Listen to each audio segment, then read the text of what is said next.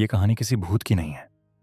ये कहानी है एक ऐसी रात की जिसे वहां मौजूद लोग आज तक समझ नहीं पाए। ऊटी के एक पुराने होटल में सब कुछ बिल्कुल सामान्य था, जब तक एक कमरे के अंदर चीजें अपने आप हिलना शुरू नहीं हुई। और सबसे अजीब बात, वहां कोई था ही नहीं। ऊटी, शांत पहाड़, ठंडी हवा और धुंध से घिरी सड़कें, इसी शांत माहौल के बीच बना है। फर्नहिल होटल एक पुरानी इमारत, लकड़ी के दरवाजे, लंबी खामोश गलियां। दिन में यह जगह बिल्कुल सामान्य लगती है, पर रात में यह थोड़ा अलग महसूस होती है। कई साल पहले यहां एक फिल्म की शूटिंग चल रही थी। एक पूरी टीम, कैमरा, लाइट, एक्टर्स, दिन भर काम और रात को आराम। सब कुछ ठीक चल रहा था, जब तक एक रात कुछ अजीब नहीं हुआ।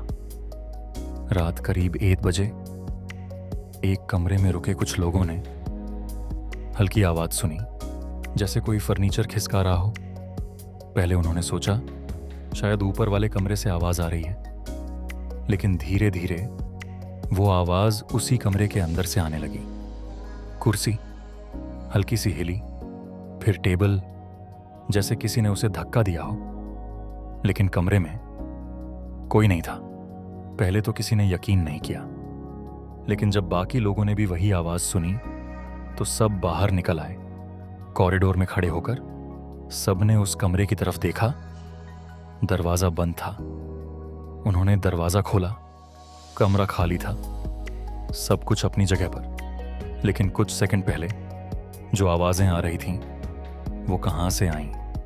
हो सकता है ये सिर्फ थकान हो, या शायद दिमाग का भ्रम। लेकिन एक सवाल बार बार सामने आता है, अगर कुछ नहीं था तो वो आवाज किसने पैदा की?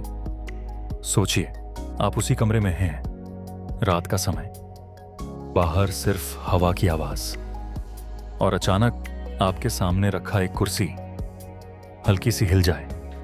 क्या आप इसे नजरअंदाज कर पाएंगे? उस रात के बाद कुछ लोगों ने वहां रुकने से मना कर दिया। शूटिंग कुछ समय के लिए रोक दी गई, लेकिन जो हुआ उसका कोई जवाब आज तक नहीं मिला। सबसे डरावनी बात यह नहीं है कि चीजें हिली, सबसे डरावनी बात यह है कि उसे हिलाने वाला कभी दिखाई नहीं दिया। और अगर आप कभी वहां जाएं और आपको कुछ सुनाई दे, तो शायद ये सोचकर मत सोचना कि आप अकेले हैं।